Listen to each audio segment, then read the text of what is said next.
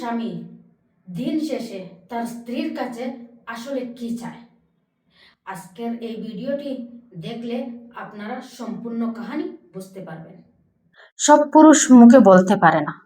অনেক স্বামী দিন শেষে ক্লান্ত শরীর নিয়ে বাড়ি ফিরে। তার হাসির আড়ালে লুকিয়ে থাকে হাজারটা দুশ্চিন্তা, দায়িত্ব ও না বলা কষ্ট।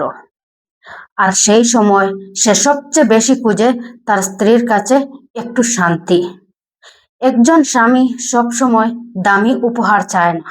সে চায় বাড়ি ফিরলে কেউ একবার হাসি মুখে জিজ্ঞাসা করুক, আজ দিনটা কেমন কাটলো। এই ছোট্ট প্রশ্নটাও কখনো কখনো সারাদিনের ক্লান্তি ভুলিয়ে দেয়। এই ছোট্ট প্রশ্নটাও কখনো কখনো সারাদিনের ক্লান্তি ভুলিয়ে দেয়। সে চায় তার স্ত্রী তাকে সম্মান করুক।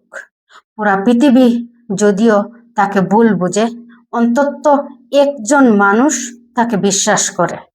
কারণ একজন পুরুষের শক্তি শুধু তার উপার্জনে নয়, তার পাশে দাঁড়ানো মানুষটির বিশ্বাসেও লুকিয়ে থাকে।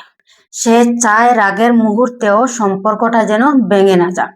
অভিমান হোক, লড়াই ঝগড়া তর্ক হোক, কিন্তু দিন শেষে আবারও দুজন পাশাপাশি বসে কথা বলুক। কারণ জয় পরাজয়ের চেয়ে সম্পর্কটা টিকে থাকা অনেক বেশি গুরুত্বপূর্ণ। একজন স্বামী চায় তার স্ত্রী তার স্বপ্নগুলো বুঝুক।